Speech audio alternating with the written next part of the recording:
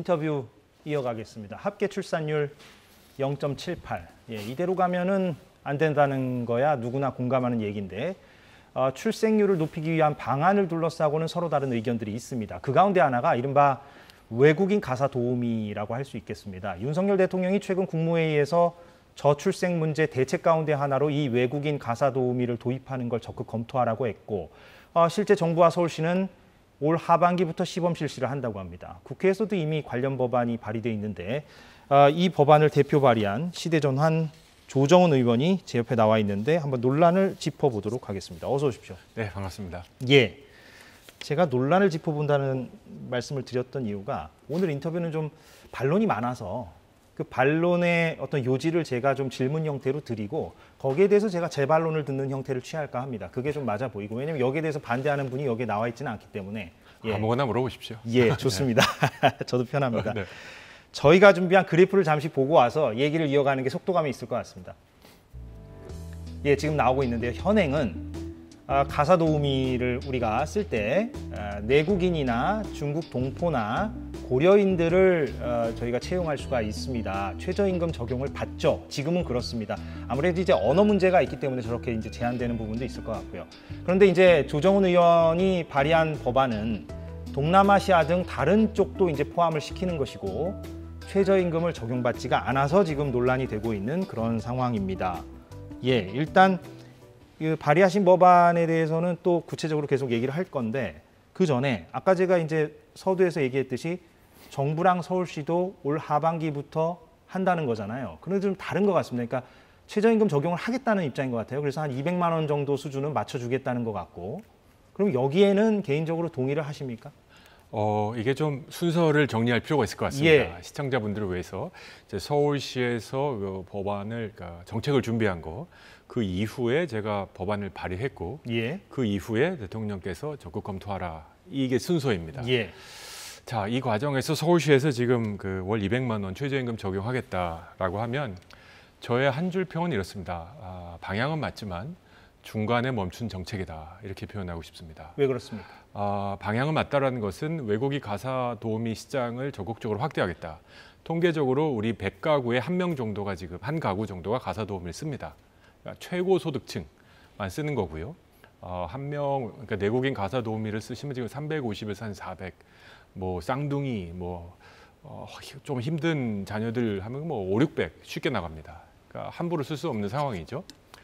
최저임금 220만 원, 30만 원 준다는 것이 어떤 의미인지 한번 알아보면 제가 이 정책의 타겟으로 했던 30대 중에 30대 여성의 평균 소득이 271만 원입니다. 쉽게 얘기해서 한 달 열심히 벌어서 가사 도우미에게 다 갖다 주는 겁니다. 이게 과연 의미가 있을까? 그럼 이걸 할 수 있을 정도면 얼마를 벌어야 되는가? 그래서 이 정책은 방향은 맞지만 중산층도 어려운 아마 상류층을 위한 정책이 될 가능성이 크다. 그래서 저는 가사 도우미 시장을 적극적으로 확대하기 위해서는 지금 우리 근로기준법, 최저임금법에서도 허용하고 있는 가사 사용인으로 외국인 가사 도우미를 간주하면 지금 국제적으로 형성되어 있는 외국인 가사 도우미 노동시장의 그 금액으로 우리 내국인들이 고용할 수 있다. 이렇게 생각합니다. 그럼 한 월 100만 원 정도도 가능하다고 보시는 거잖아요. 예, 제가 몇 주 전에 몇몇 의원들하고 싱가포르에 가서 싱가포르 노동부 장관 여러 사람들 만났습니다. 이 질문을 했습니다. 싱가포르에서 일하는 분들이 한 50에서 70만 원 하는데 많은 사람들이 인권 침해라 그런다. 어떻게 생각하냐. 눈을 동그랗게 뜨시면서 우리는 임금에 관여하지 않는다. 이 가격은 소위 송출 국가, 필리핀, 스리랑카, 인도네시아 등 그 나라에서 정한 금액이다. 필리핀에서 정부입니다. 내국인들, 필리핀 국민들을 외국에서 고용할 때, 가사 도우미를 고용할 때 얼마 정도를 줬으면 좋겠다라고 하냐면 약 450불입니다. 우리나라 돈 한 5, 60만 원 정도입니다. 그게 필리핀 정부에서 요구하는 가격이고요. 100만 원 주면 더 줄 수 있다, 결과적으로. 그렇죠. 제가 필리핀 대사와 인터뷰를 했습니다. 한국에서도 이 시장을 적극 검토하는데 이것이 필리핀에 도움이 되겠느냐? 물론 도움이 된다. 이런 말을 하셨습니다. 그러면 그 주장하시는 그 월 100만 원 수준의 그 최저임금 적용을 받지 않는 외국인 가사 도우미, 그것과 관련해서 이제 인터뷰를 계속 진행을 하겠습니다만 정부와 서울시가 어찌 됐건 간에 최저임금을 적용하는 거를 시범 실시를 시작한다는 거잖아요, 하반기에. 네. 그거에 대해서 물론 과감하게 더 나아가지 못했다는 취지는 제가 이해를 했습니다. 찬반을 떠나서요. 그런데 정부와 서울시가 이렇게 추진한다면 이 별도의 법안이 글쎄요, 뭐 실효적으로 이렇게 진행될 수 있을까요? 법안 통과가 될 수 있을까요? 안 그래도 논란이 있는데.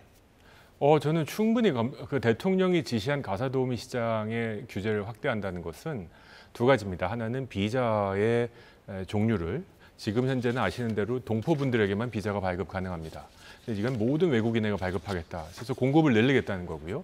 그리고 이분들을 고용함에 있어서 비용을 350만 원 현재 수준에서 정말 혁신적으로 내리겠다 이거고요. 다시 한번 말씀드리지만 이미 가사 사용인이라는 직구는 대한민국에서 내국인도 최저임금 적용을 받지 않습니다. 그래서 이건 전혀 차별이 아닙니다. 그런데 그 지점이요. 네. 그런 반론은 있습니다. 그러니까 내국인이 최저임금 적용을 받지 않고 그냥 개인 대 개인으로 이렇게 계약을 해서 이제 들어오는 경우에는 맞습니다. 최저임금 적용을 받지 않더라도 최저임금 이상을 받고 있는 게 현실이 아니냐. 그러니까 왜냐하면 내국인들은 비싸잖아요. 제가 사람을 두고 비싸다는 표현이 좀 그렇긴 합니다만 그렇기 때문에 외국인 가사 도우미를 한 100만 원 수준으로 최저임금 적용을 안 맞추면 가장 궁극적으로 나오는 비판이 이게 과연 이제 인권이나 어떤 노동권 측면에서 이게 옳은가? 물론 아까 그 송출하는 국가에서 정한다고는 하셨지만 절차는 그렇다 할지라도 결과적으로 우리가 그들의 노동력을 쓰는데 최저임금조차도 이렇게 보장해주지 않으면 우리가 그래도 세계 10위권의 선진국인데 그게 과연 맞느냐? 여기에 대해서 어떻게 반론을 주시겠습니까? 그런 질문 한 100번은 받아봤습니다. 그렇습니다. 예, 그럴 것 같습니다. 예. 이렇게 반문하고 싶습니다. 아직도 세계 모든 노동자에 단결하라. 이 구호를 믿고 계시지 않는다면 서비스업의 가격은 그 나라 물가와 경제에 따라 다른다는 걸 믿으신다면 그리고 더 한 가지 중요한 건 우리 대한민국에서 1년에 경력을 단절하는 여성의 숫자가 얼마인지 아십니까? 140만 명입니다. 이분들의 인권과 이분의 노동권은 어떻게 보장할 수 있습니까? 이분들이 경력을 단절하는 이유 넘버원 가사 부담입니다. 어떻게든지 저는 이분들이 너무 아깝습니다. 그 문제의식에는 사실 네. 이론의 여지가 없고요. 예. 다만 그것에 대안이 될 수 있겠느냐 이게. 저는 무조건 될 수 있다고 생각합니다. 방금 말씀드린 대로 이 140만 명의 경력 단절하신 분이 평균 270만 원 버는데 250만 원, 300만 원 주고 가사 도우미를 고용하라고 한다면 다 일해서 세금 내고 남 갖다 주라는 거거든요. 아까 말씀하시는 대로 내국인 가사 도우미는 가사 사용인이지만 300만 원 이상의 임금이 형성되어 있습니다. 내국인 가사 도우미를 원하시면 이 비용을 계속 지불해야 될 수도 있습니다. 예, 부유층을 그렇게 하면 되죠. 네. 예. 하지만 외국인 가사 도우미, 필리핀 여러 나라 등에서 이 정도 가격이면 오겠다고 하는 노동자들이 굉장히 많이 있습니다. 우리가 강제로 뭐 징집하는 거 아니고요. 오겠다는 분들이 있습니다. 이분들에게 이 정도 가격이면 오겠다는 분들을 우리가 이 정도 가격이면 고용하겠다는 분들과 연결시켜 주는 게 어떤 잘못이 있는지 전 이해할 수 없습니다. 근데 그 논리를 연장해 본다면 네. 외국인 노동자들 가운데 지금 건설 현장에 계시는 분들도 있고 뭐 농촌 지역에서 비닐하우스에서 일하시는 분들이 있는데 네. 그분들에게 최저임금을 지급하지 않기를 원하는 사용자도 있을 거 아닙니까? 네. 마찬가지 논리대로라면 그분들도 최저임금 주면 안 되는 거 아닙니까? 예, 그분들 최저임금 받는 분 없습니다. 그분들 300만 원, 400만 원, 500만 원 받습니다. 그분들에게 최저임금 정책이라는 건 이미 의미가 없어진 이미 더 많이 받는다는 오래입니다. 말씀이죠? 그렇습니다. 예, 예. 그럼 이 상황은 어떻게 해야 될까? 우리 그러니까 농사를 지시는 분들, 제조업 하시는 분들이 외국인 필요한데 이 정도 가격으로는 의미가 없다 하십니다. 결국 뭘 해야 될까요? 공급을 늘리는 수밖에 없습니다. 그렇지 않습니까? 그리고 다시 말씀드리지만 그분들도 대한민국에 강제로 데리고 온 사람 한 명도 없습니다. 이 정도 시장에 이 정도 노동을 하겠냐라고 해서 오신 분들 아닙니까? 예. 자발성이 있는데 그리고 제가 싱가포르에서 필리핀 가사 도우미 분에게 물어봤습니다. 직접적으로 한국에서 이 정도 들으면 인권 탄압이라 그러고 인종차별이라 그러는데 어떻게 생각하십니까? 가만히 침묵을 하시더니 나는 15년 됐는데 여기 있는지 15년 뒤로 돌아가도 똑같은 선택을 하겠다. 물론 그렇게 생각하시는 분들도 있을 것 같긴 합니다. 제가 네. 뭐 모든 사람들이 다 여론이 똑같다는 말씀을 드리려는 건 아니고 제가 네. 몇 달 전에 장하준 그 교수를 인터뷰한 바 있는데 그때 한창 이게 또 논란이 돼서 그렇습니까? 예, 한번 물어봤습니다. 그랬더니 이제 장하준 교수 말은 2등 국민 만드는 거 아니냐 그것이. 그러니까 사실 이게 돌고 돕니다. 계속 아까 이제 수백 번 받았다는 그 질문으로 다시 돌아가는 것이긴 한데 네.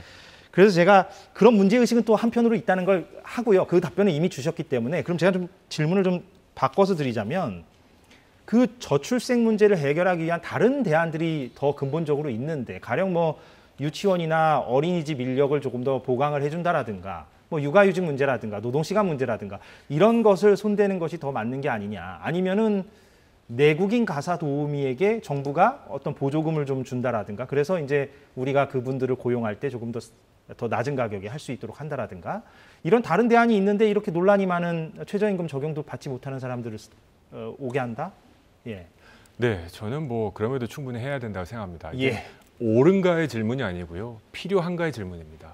무슨 말씀인지 알겠습니다. 예. 자, 지금까지 말씀하신 저출산 정책 280조 들어갔습니다.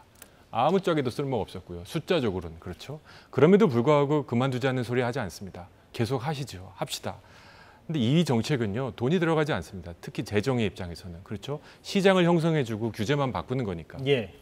또 아까 두 번째 말씀하신 뭐라고 해야 될까요? 내국인 분들 가사 도우미를 하는 게 어떠냐? 어떤 분들이 지금 가사 도우미를 하고 있느냐? 연령이 대부분 한 50대, 60대십니다. 예. 너무 이게 경무라는 거죠. 그래서 내국인들은 이 시장에 들어올 그 인센티브가 거의 없습니다. 그리고 이분들에게는 350도 힘든 가격입니다. 따라서 자발적으로 이분들에게 세금 투여해서 예를 들어서 가정은 100만 원 지급하고 국가는 250만 원 지급한다. 이러면 이게 공공 일자리가 돼버립니다. 그렇죠? 250만 원의 공공 일자리가 돼버리는데요. 예. 저는 이런 정책은 지속 가능하지 않다고 생각합니다. 재원에 문제가 있다. 예, 그렇습니다. 알겠고요. 그런데 일본은 지금 외국인 가사 도우미를 최저임금 적용도 하고 내국인과 똑같이 대우한다고 제가 들었는데 네. 그러면은 일본은 저렇게 하는데 예, 우리만 왜 최저임금 적용을 안 하고 해야 되는지. 일본에서 한다고 우리가 따라야 된다고 물론 생각할 그렇긴 수는 합니다만. 없습니다. 그런데 이제 어찌됐건 일본도 선진국이고 우리도 선진국 반열에 들었기 때문에 제가 드리는 질문입니다. 작년에 제가 일본에 가서 법무부 고위 관계자를 만난 적이 있습니다. 이 질문을 했습니다. 네. 저는 이 질문과 함께 소위 돌봄, 어르신들 돌봄. 지금 실은 갑과 을이 완전히 뒤집혔지 않습니까? 진짜 듣기에도 민망한 여러 가지 뉴스들이 나오고 있지 않습니까? 왜냐하면 간병인 분들이 없으니까. 법무부에게 질문했더니 이러더라고요. 일본은 태국에서 간호대학 나오신 분들을 적극적으로 모셔가고 있다. 일본어 교육을 적절히 시켜서. 이런 굉장히 실사구시적인 정책들이 우리는 필요하다고 생각합니다.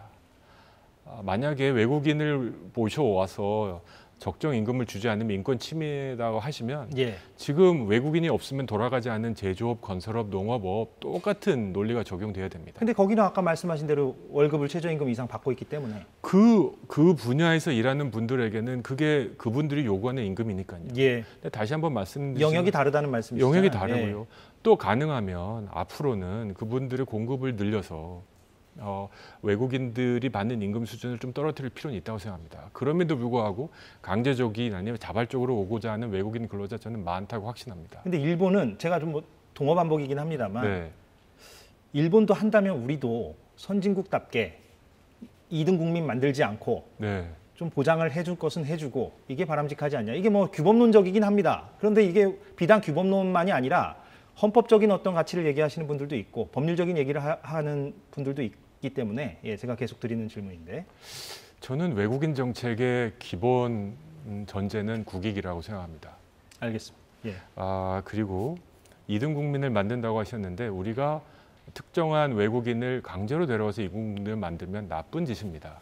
하지만 이건 자발적입니다. 알겠습니다. 그 시간이 다 돼가고 있어서 제가 좀 속도감 있게 더 진행을 예. 하고 마무리해야 될 것 같은데 그런데 정작 싱가포르나 홍콩은 최저임금 적용하지 않고 있는 그런 외국인 가사 도우미를 쓰는데 합계 출산율이 세계 최하위권이란 말이죠. 우리랑 비슷하게. 그럼 이게 효과가 없는 게 아니냐? 예, 여기에 대해서도 짤막하게 반론해 주십니다. 네, 우리나라보다 높습니다. 1.04. 물론 조금 더 높긴 합니다. 꿈 같은 예, 숫자입니다.